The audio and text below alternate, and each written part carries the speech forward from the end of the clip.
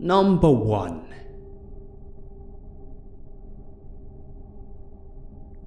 So, I had a frightening encounter with a stalker of mine. It happened with a guy who was in the army. He was this guy that just showed up at a bar that I frequented. He would sit down and drink at the bar alone, and kinda had this weird vibe about him, tall and slim, and always had his head hanging with his hat pulled down low to his face. One day, my friend Danny goes up to him and asks if he would like to join our table. Danny is kind of a collector of misfits, so it's not unusual for her to be friending strangers or out-of-towners. This guy joins our table and is really quiet. He just sort of watches crappy war videos on YouTube on his phone while hanging at the table. We got to know him a bit after that, seeing him a few times at the bar, and slowly he opens up. He told us about war stories from Afghanistan and how he was some big hero in Korangal Valley. I at this time had just moved from Canada and didn't really know much about the war and its specifics, but this guy really liked to try and chat my ear off about it and show me these videos. He liked to play himself as the hero and talk about how he wanted to settle down and have a stay-at-home wife and all that. I wasn't really into him, the conversation or the video, and honestly, he was so full of these stories about being blown up and rescuing this family from a fire and how he's up for the Medal of Honor. Just these really big elaborate stories that sounded kinda bullshit to me. But time goes on, and he continues to hang around my group of friends. At some point, this guy winds up getting my phone number from a friend.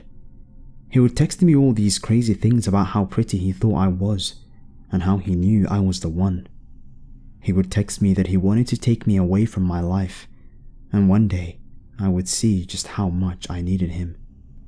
That he would provide me with everything that I needed, and that he wanted me to go back home with him when he was out and start a family, that I would make a great wife and a great mum.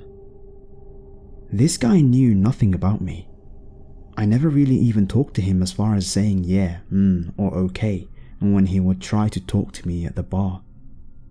I wasn't responsive to the texts, and frankly, they annoyed me more than creeped me out at that point. I was a pretty independent chick at that time who had a really good job on Capitol Hill, and this guy would text me like I was some shrew who needed to be taken care of. I tried to avoid this guy when we were all out, but he would try and sit next to me, or grab my hand, or come up behind me at the bar and stand close to me. He even would sniff my hair or neck. This guy had a thing for sweat. Another creepy thing he clued me into. I would tell him to knock it off, and he would keep persisting. Finally, I started to be a bit more firm, but he didn't back down. I brushed it off for longer than I should have. I was young, and he was kinda dopey, so I figured what harm could he be? The behavior continued, and eventually I had enough of it. I didn't want to cause any issue with my friends. I was kind of new to their circle, and was only in it because Danny had found and collected me as well. So I took a little hiatus from the bar. The texts continued, but they got more graphic. He started texting me about how much he missed me, how he missed the low-cut shirts that I would wear, and he missed smelling me. He texted me about how he wanted to sleep with me under a mountain of blankets so he could, I shit you not, dear listener, feel the sweat dripping off of his chest onto my breast. That was the final straw. This guy had skeeved me out so bad that I didn't care if I hurt his feelings. I couldn't get a clue from my silence. I called up Sprint and had them block every number he had texted me on. I take a break from the bar. I visit back home. I focus on work. I meet a nice guy. And life gets less creepy. Then, one day, I head back to the bar. I show up and all of my friends are there, but the stalker is nowhere in sight. Turns out he was on duty or something. My friends clue me in about this guy and how he has been talking non-stop about me since I was gone, how we are dating, and how I told him not to tell anyone because I'm shy and hate PDA, how I'm going back with him to his small town, etc, etc. This sends a red flag up with my friends, since they know me fairly well and they know how I am. And besides, not being the most confrontational, I'm definitely not a shy person who would hide something so small like that. Also, he told a lot of other stories to them, one about killing an Afghan kid on accident and how he was going to be early accepted into the Secret Service, but turned it down. He had their bullshit meter ringing. I showed my friends the creepy, vulgar text messages that he'd sent me and open up about how uncomfortable this guy made me, and they all agree that this new guy has to go. They all decide to block him and start ignoring him when he comes around. I continued to stay away from the bar for a while too, and enjoyed my new relationship. Some time goes by, and I find myself newly single. I walk my ass back to the bar. I finish a cigarette outside and go in. I'm saying hi to my friends and scanning the room. I sit down at a table with them. My phone beeps and I pick it up. And this is where things get pretty bad. I open my phone and it's a text from a number I don't recognize. I open the text and there is a grainy picture of me at the front of the bar smoking a cigarette from about 10 minutes prior. My eyes bug out of my skull and Danny catches sight of my face and says, "What the fuck?" I show the photo to her and say, "It's him." She has been with me through the whole ordeal and has referred to this guy as my stalker. She immediately goes into panic mode and runs and tells the bouncer that there is a guy outside the bar taking photos of me and to not let him in. Danny and the bouncer go inside, but the streets are packed and it's downtown Adams Morgan, DC in 2008. She gives the bouncer a description of this guy, but again, it's DC, and the description of a tall, blonde military guy is kinda useless since they are everywhere here. My phone goes off again and I'm starting to get freaked out, and it's him and he says, "Do you want to see me?" I don't answer. Then he texts again, "I'll see you soon." This freaks me and Danny the hell out, and we run upstairs to the bathroom to form a get the fuck out of here plan, because, for all we know, he's waiting at a bar across the street or in a car or something. At one point, I try to open the bathroom window to see if we can get out of there, but it's painted over and red paint just cracks off everywhere, and it doesn't really open. We form a new plan. We go downstairs and find the owner. He's known us for a while, and he's used to our shenanigans, but we explain to him how serious the situation is, and I'm kinda shaking at this point. He tells us that we can exit through the kitchen and out of the back door to the back alley, if we don't want to go out of the front. He has the bouncer cover us while Danny and a friend of ours came with us. We go out into the alley, and it's raining quite a bit at this point, but there's no one in sight. Anyone familiar with the DC ADMO area knows that you can literally pop out through the alley into a neighborhood, walk down the street, and pop back into another back alley, and wind up down the block if you like. So that's what we did. We took some shortcuts and made it down the street and towards the beginning strip of bars in ADMO. Not wanting the night to end or be alone, we made our way into this dive bar with a rooftop that I have never seen before. I probably should have called it a night by then. We go to the top level and take a seat at the back bar. After a few minutes, Danny does a walk around of the top floor where we are, lets me know that it's all good, and makes her way to the bathroom to dry off. Our buddy, he's now flirting with the cute bartender taking our drink order. At this point, adrenaline is pumping through me so hard I can feel my pulse in my neck. I get my drink. Rum and coke was my poison back then, as Danny has reminded me, and I start to relax. My phone is clear. I think we got away. I decide the coast is somewhat clear, and damn, do I need a cigarette. There is just a small hallway to the tiny rooftop patio, and it's where we were at the time. The bar isn't even that crowded, and there are a ton of windows out onto the rooftop, and the place is pretty well lit. There's really no way to get up to the bar without coming up to the narrow stairs that are about 30 feet from us. I alert my friends and I make my way 10 feet from the bar and open the door onto the rooftop patio. Now, it's really pouring down, but there is a bit of an awning just above the door and onto the side of the deck, and there are windows so I can see the bar. I spark one up and look into the bar. All good. I relax a bit and start to take a few steps to the side, still under the awning. Here the bar disappears, and there is a bit of a wall sticking out and maybe 3 feet, and then windows again, and you can see into a storage room with a bunch of shelves and boxes. I peer into it and immediately freak myself out, so I step back and put out my smoke and go to head inside. That's when I hear the crack of the patio door. My heart hits the floor and I'm frozen for what feels like forever. For a second, I think maybe I'm hearing shit and it was just the rain beating down on the awning. I'm still standing behind this wall and can't see if anyone has come out. Then, I think I'm being silly and it was probably my friends just looking for me, and I don't want them to think that I have left. So, very slowly, I step out and peek from behind the wall. And there he is. I slowly step back behind the wall as if this would make him go away, and I can hear his loud boot steps getting closer. I peek out and he's coming towards me, smiling.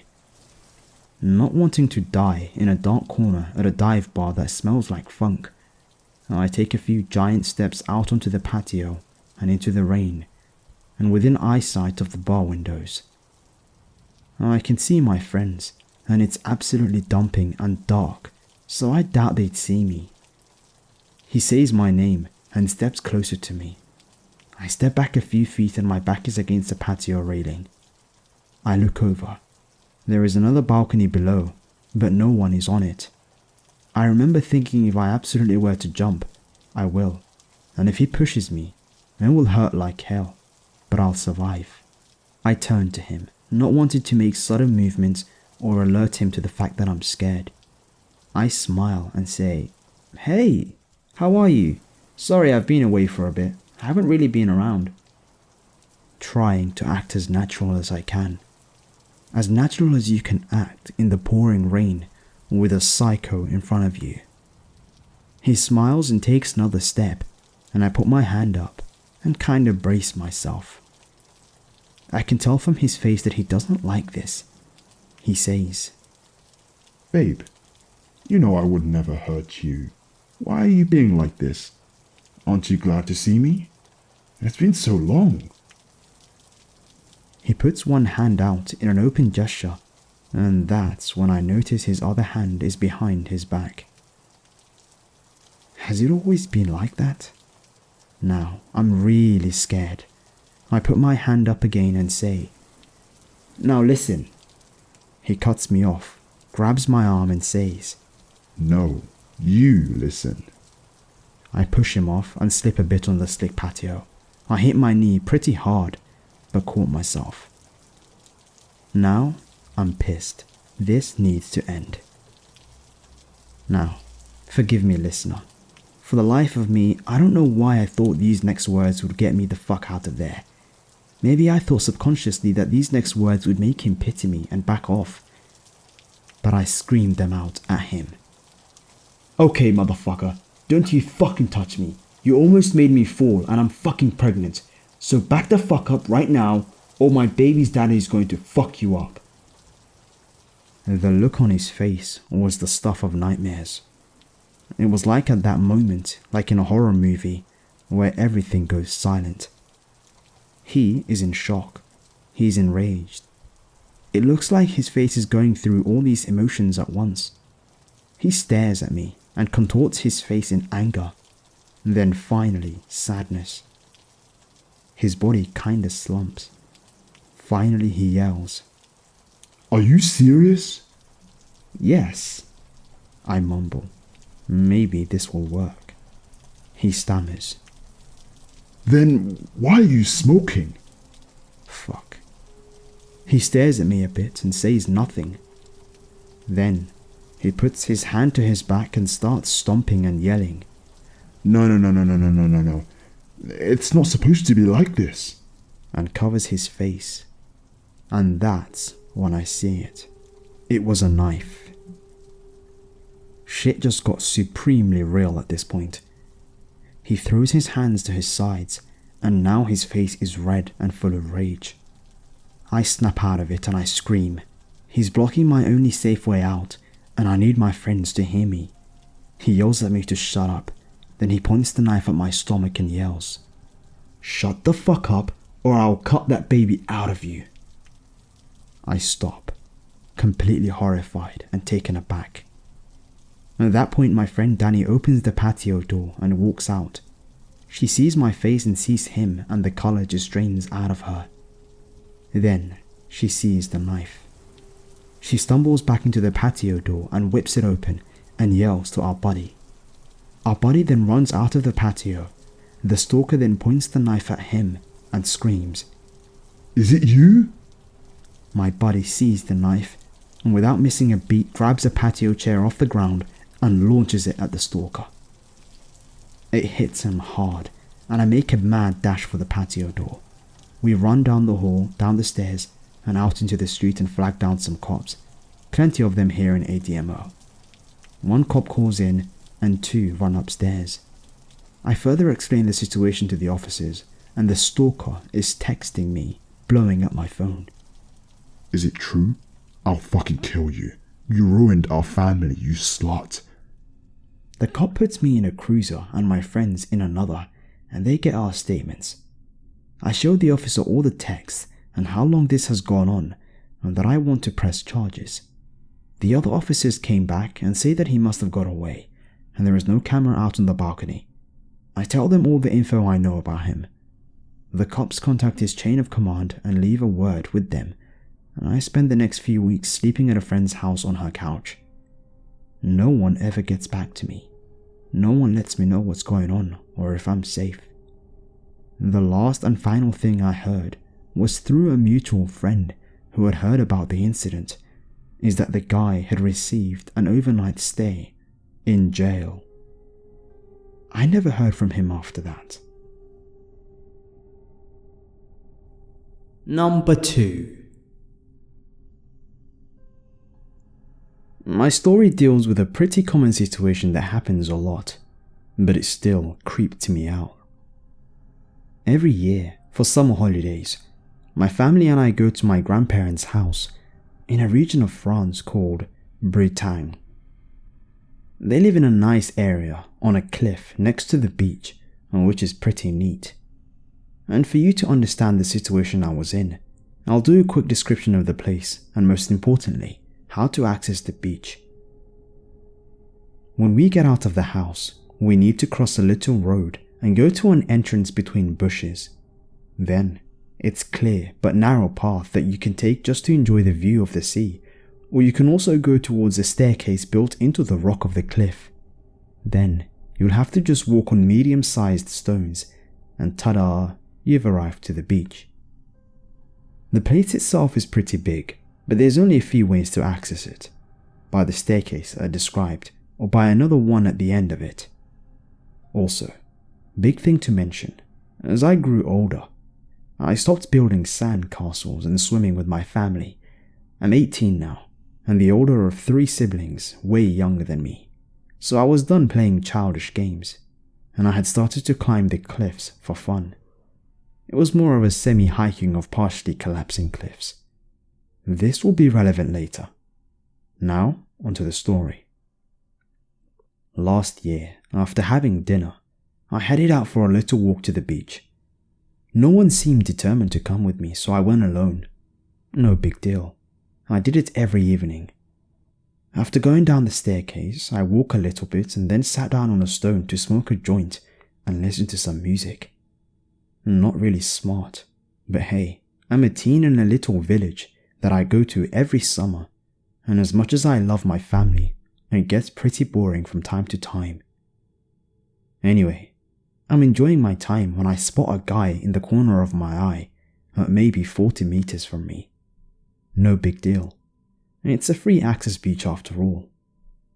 But then, he starts heading my direction. His head was shaved, and he had square-shaped glasses on, maybe around his mid-20s or early 30s. He was pretty tan, like he had worked outside for a long time or something. The bald dude is getting closer, but again, I don't own the beach. As he's coming next to me, I hear over my music that he's trying to talk to me. I removed my headphones and he said something along the lines of, "Hey, you look familiar. Have we met before?" I answered with a calm but firm no, but he keeps insisting that he saw me at the beach today. And sure, maybe he did. But there are tons of people at the beach. I don't remember anyone that I see. The way I'm responding clearly implies that I'm not interested in having a conversation with him. But he sits on a stone next to me, and he keeps talking, mostly about himself, and that he loves the beach, the weather is nice, and that I'm nice with him. That's where things start to get creepy. He says that it's rare to find nice girls, and that he's happy that I'm not a bitch. He then asks about my name, where I live, and of course, I didn't say a thing. He started to lean closer to me, which made me really uncomfortable, with a huge smile on his face. And that's when it hit me.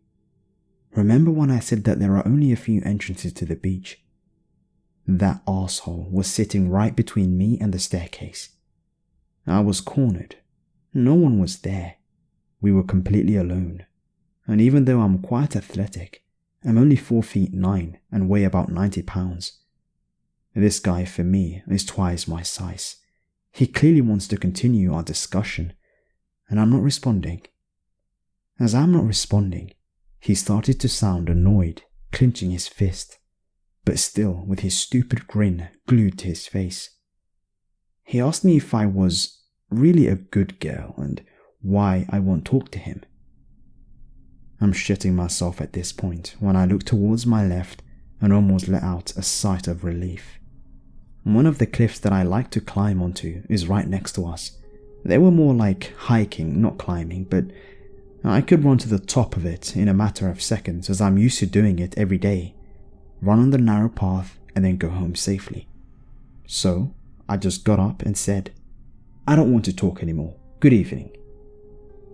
He looked startled for a moment, looking back at the staircase for a second, which confirmed my suspicions that he thought he had blocked my only way of escaping, since the other stairs were too far away. To this day, it still scares me that this was his first reaction. At this point, I'm high, tired, and terrified, but I start to walk confidently to the cliff at a high pace, and in the corner of my eye, I can see that he is standing now, looking in my direction. As soon as I'm close enough, I literally start to jump from rock to rock as fast as I can, scratching myself in the process. When I arrive to the top, I look down and he's just there, staring at me, not smiling like before, but frowning and looking like he's on the verge of committing a crime. I then sprinted to my grandparents' house, which luckily is really close, and explained everything to my mother, and the next day I reported the guy to the police station, giving the best description that I could. Since it's a small village, they could apprehend him easily if he was a resident, but to be fair, French police suck, and nothing came of it. So yeah, sorry if it was a bit anticlimactic, but this guy actually had a plan in mind, and I'm glad I did not stick around to discover what it was.